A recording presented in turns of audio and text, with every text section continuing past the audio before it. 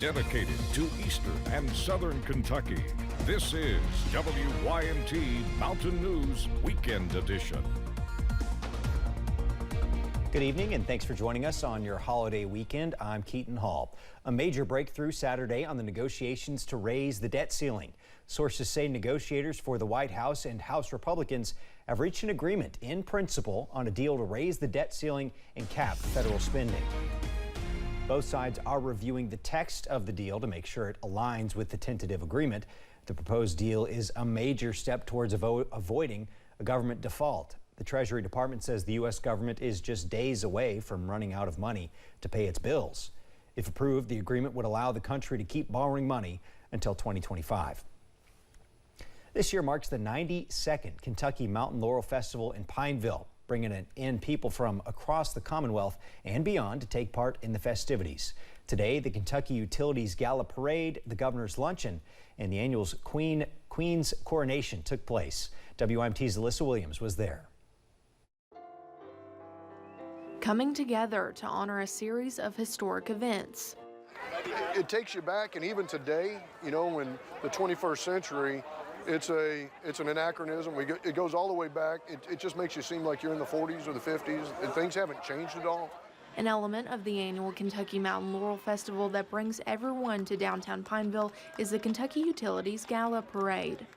You know, the town's gone up and down in population, but it doesn't matter. They still put on a festival, you know, an hour-and-a-half parade. I mean, it's just a phenomenal organization, what they do year in, year out. But the festival's main event is the annual Queen's Coronation, and this year 17 candidates representing different colleges and universities across the Commonwealth came out to take part. They've made friendships, they've made relationships, they've even made contacts to be able to say, hey, I was in the festival. And when you do that, we have directors all around the nation, so that could land somebody a job. Out of the 2023 candidates, Paige Smith of Barberville was crowned the Kentucky Mountain Laurel Festival Queen, becoming the latest representative of the 92-year-long tradition. It means a lot because, you know, I'm from a small town too. I'm right next door in Barberville. So the fact that this all comes together because everybody in the community cares so much, it means so much to me. I am honored to be a part of just all this that they've put together. Proving that the more time and effort you or your community can put into something, the longer it lasts. In Pineville, Alyssa Williams, WYMT Mountain News.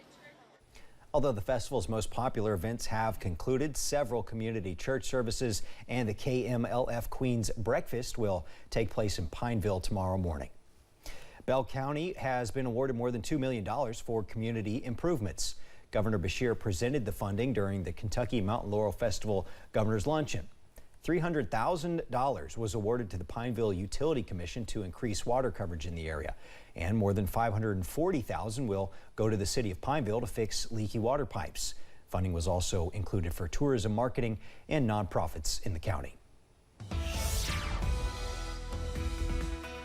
Well, we are watching out for showers to increase across the mountains as we go into tonight. Here's a live look at First Alert Pinpoint Doppler. As you can see, showers continue pushing back into the region from southeast, moving up to the north and west, mainly along and east of Highway 15 at this hour. Watching out for a few heavier showers now over portions of Lee County, also into Wise County in Virginia. So some light to moderate showers are likely as we go into tonight. Those low temperatures falling into the lower 50s as you wake up on Sunday. We stay cloudy, watching out for those showers to continue as we go into tonight. And notice a soggy holiday weekend will continue into your Sunday as showers are likely and a few more showers are possible into Memorial Day on Monday. So if you have any plans, you may need the umbrella at times. That full forecast coming up in just a few minutes. Keaton. Thanks, Cameron. A Perry County apartment building was destroyed by a fire this afternoon. Several Perry County fire departments were on the scene. Officials say the fire started in one apartment, then spread through the attic into the rest of the building. Officials also say there were no injuries, but 28 people are now without a home. The building was owned by Harold and Debbie Shepard. The couple say Harold's dad built it as part of a building in the late 1960s, so it had sentimental value as well.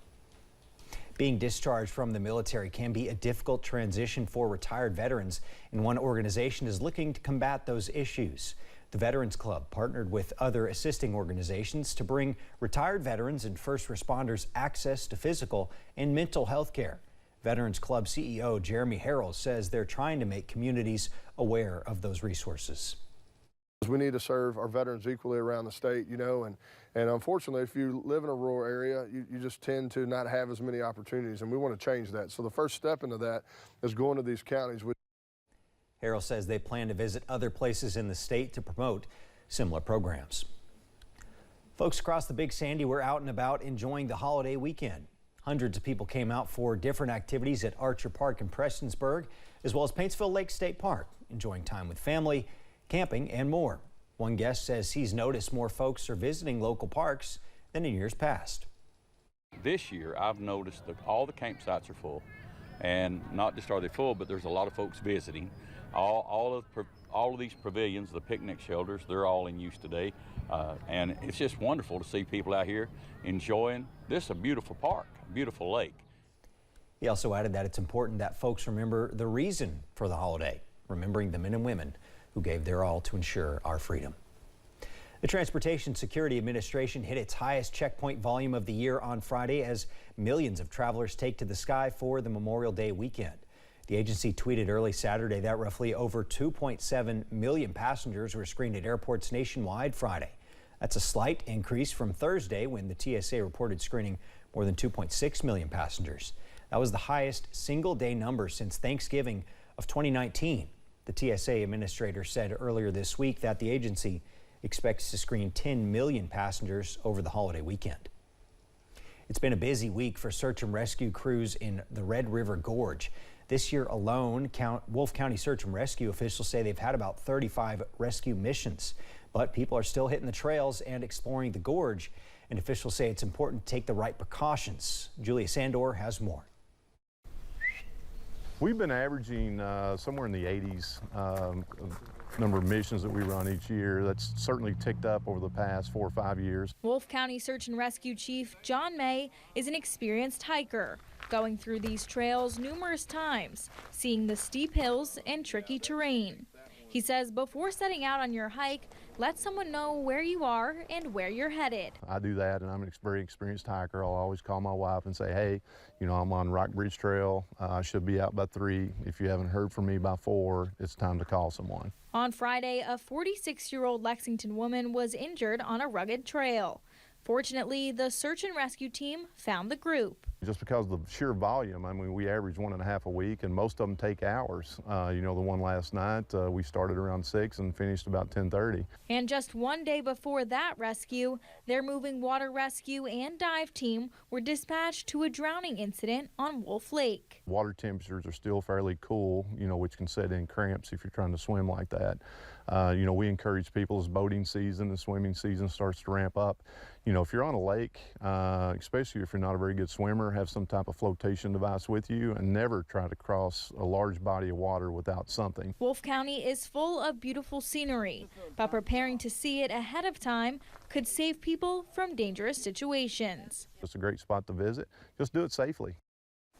That was Julia Sandor reporting. Chief May said some of those trails can get pretty difficult, so it's important to know your own skill level before you head out.